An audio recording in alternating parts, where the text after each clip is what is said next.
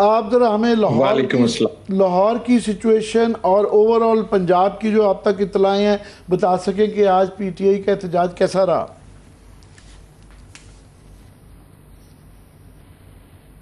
जी बिल्कुल आमिर साहब, आज लाहौर के अंदर अगर हम बात करें तो पाकिस्तान तहरीक इंसाफ का शो अच्छा नहीं था। बड़ी तादाद के अंदर अवाम को निकालने में पाकिस्तान तहरीक इंसाफ जो है वो नाकाम रही है। 14 हलकों के अंदर और इस तरह सूबाई हलकों के अंदर जो है आज यकीनी तौर पर एहतजाज हुआ है, लोग निकले हैं, लेकिन एक बड़ी तादाद में जिस तरह हम कह सकते हैं कि अच्छा एहतजाज होगा, वो एहतजाज आज दिखाई नहीं दिया है। उसकी एक मेन वजह यह थी कि एक दिन पहले कोई पॉइंट जो है वो मुकर्रर नहीं किया गया था। आज मुख्तलिफ हलकों से लोग निकलते थे, रैली की सूरत में निकलते थे, लेकिन क्योंकि पुलिस की भी भारी नफरी जो है वो तैनात थी, अहम शहराओं के ऊपर तैनात थी। जो मेन पॉइंट हैं जिस तरह लिबर्टी चौक है, मीनार पाकिस्तान है, मेन जहां पे कहा जाता था कि पाकिस्तान तहरीक इंसाफ का एहतजाज लाजमी होता है, यहां पे कोई ना कोई लोग आते हैं, तो वो आज दिखाई नहीं दिया। आज सबसे जो अहम पॉइंट था वो जो एमपीएस थे, तमाम डिप्टी ऑपोजिशन लीडर मोइन रियाज क्रैशी और उनके साथ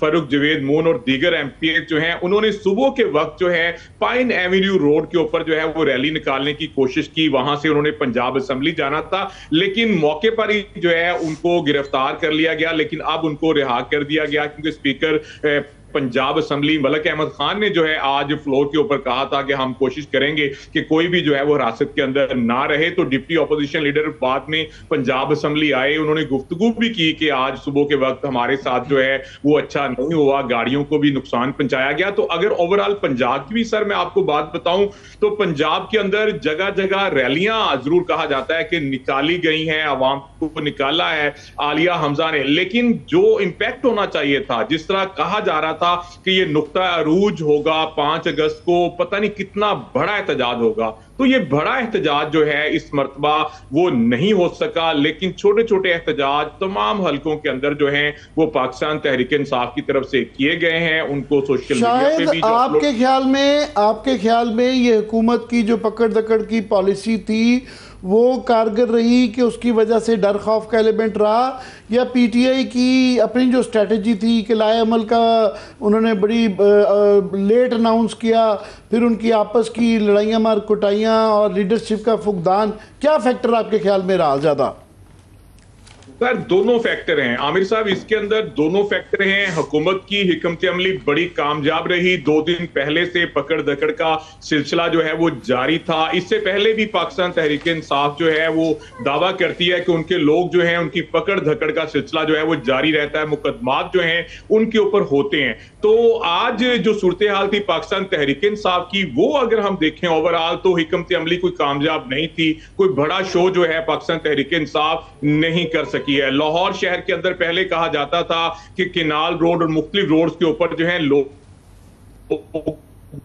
निकलते हैं, बड़ी तादाद के अंदर जमान पार्क के बाहर भी आपने भी देखा होगा कि अक्सर वहां पे कोई ना कोई एहतजाज जरूर पहुंचता है। तो आज जमान पार्क के बाहर भी कोई नहीं पहुंच सका, लेकिन मुख्तलिफ इलाकों के अंदर, गली मोहल्लों के अंदर, आम जगह के ऊपर जो है वो एहतजाज हुए हैं, तमाम हलकों के अंदर हुए हैं, लेकिन उसका कोई इंपैक्ट नहीं आ सका। एक बड़ा एहतजाज जो इन्होंने सोचा हुआ था, कल मैंने आपके प्रोग्राम में बताया था ये कोशिश करेंगे शायद इकट्ठे होकर निकलें, तो इन्होंने कोशिश की थी कि लाहौर हाईकोर्ट के बाहर जमा हो जाए तमाम लोग, लेकिन वो पहले से इनकी जो प्लानिंग थी वो लीक आउट हो चुकी थी। उसके बाद इन्होंने कोशिश की कि तमाम रुकने पंजाब असेंबली और आलिया हमजा ये लोग जो हैं वो पंजाब असेंबली की तरफ रैली की सूरत में आएंगे, लेकिन वो भी मौके पर पुलिस पहुंच गई, तो वो भी एक बड़ा शो जो है वो नहीं हो सका। इसके साथ कई छोटे छोटे शो शौकत बसरा गुलबर्ग में एक जगह पे नजर आए, लेकिन उसके बाद वो भी कहीं दिखाई जो है वो नहीं दिए। तो पाकिस्तान तहरीक इंसाफ का अपना मौकफ है, उनका कहना है कि पुलिस बहुत ज्यादा थी, पकड़ धकड़ थी, मुकदमात हो रहे हैं, तो इस वजह से पाकिस्तान तहरीक इंसाफ आज मुकम्मल तौर पर हम ये कह सकते हैं कोई बड़ा शो नहीं कर सकी है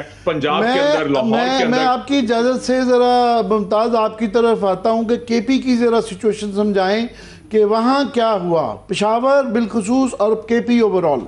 अच्छा आमिर साहब, सूरत हाल ये थी कि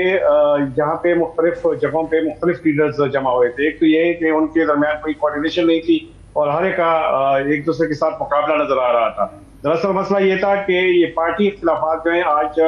उससे पार्टी को जो नुकसान पहुंचा, इससे मुस्तकबिल को उनको एक लाहेअमल बनाना होगा। मिसाल के तौर पे पार्टी के जो सूबाई सदर थे जुनैद अकबर, वो सवात और मलकंड गीर के इलाकों में उसने ये शो करना था और चकदरा के मुकाम पे वो जमा हो गए थे, लेकिन उनकी तादाद इतनी कम थी कि वो उसको दोपहर ही से आती ही एक मुख्तसर सी तकरीर के बाद उन्होंने मतलब से वो खत्म कर दिया। दूसरी जानिब यहाँ पे जो आतिफ खान है, शहरान तरक्की है, असद कैसर है, ये लोग जो थे इन्होंने शो करना था अंबार इंटरचेंज पे। वहां पे जब उनको पता चला कि लोगों की तादाद इंतहाई कम है, जो अली अमीन टप्पूर पिछले जो एहतजाज के दौरान लोगों को लेके गए थे, उनका ये ख्याल था कि उसी तरह से लोग आएंगे, लेकिन उसी तरीके से जब लोग नहीं आए तो उन्होंने मोटरवे को दोनों तरफ से बंद कर दिया। अब आम लोग जो है वो भी उस पे जमा हो गए, तो उससे थोड़ी बहुत उनकी वो साख तो बच गई, लेकिन यह है कि पीटीआई के जो अपने कारकुन थे वो उसमें मौजूद नहीं थे। मोटरवे बंद करने से जितने लोग जमा हुए वहां पे उन्होंने खिताब जरूर किया, लेकिन उस लिहाज से ये शो कामयाब इसलिए भी नहीं रहा कि मर्दान से, सवाबी से और